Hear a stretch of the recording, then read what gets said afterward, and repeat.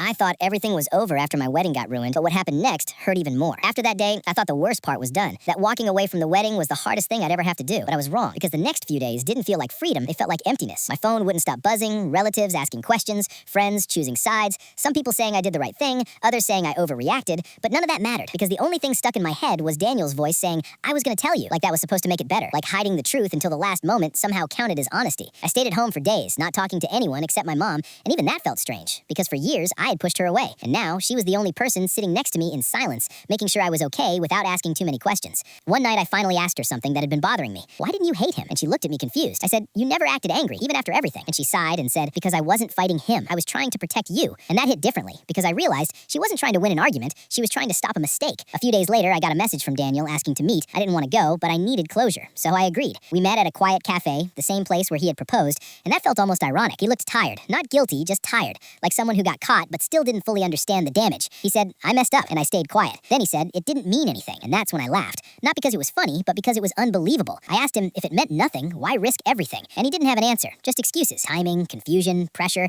words that sounded empty the more he spoke. Then he said something that made everything clear. He said, I didn't think you'd actually find out, and in that moment, I realized it wasn't a mistake, it was a choice he thought he could hide forever. I stood up, looked at him one last time, and said, that's exactly why I'm glad I did, and walked away without looking back. When I got home, my mom didn't ask what happened, she just handed me tea and sat beside me, and for the first time, I leaned on her without hesitation. Weeks passed, and life slowly started feeling normal again. Not the same, but stable. I started going out, talking to people, rebuilding things I didn't even realize I had lost. And one day, while cleaning my room, I found the wedding invitation, the one with both our names printed on it, and instead of feeling pain, I felt something else. Relief, because I wasn't looking at a broken future, I was looking at a future that never happened. And that's when it fully hit me. I didn't lose a wedding, I didn't lose a relationship, I escaped a life that would have slowly broken me. And the person who saved me wasn't the one who promised forever, it was the one who risked everything to show me the truth, even if it meant I might hate her for it. And sometimes, the biggest heartbreak isn't losing someone, it's realizing they were never who you thought they were in the first place.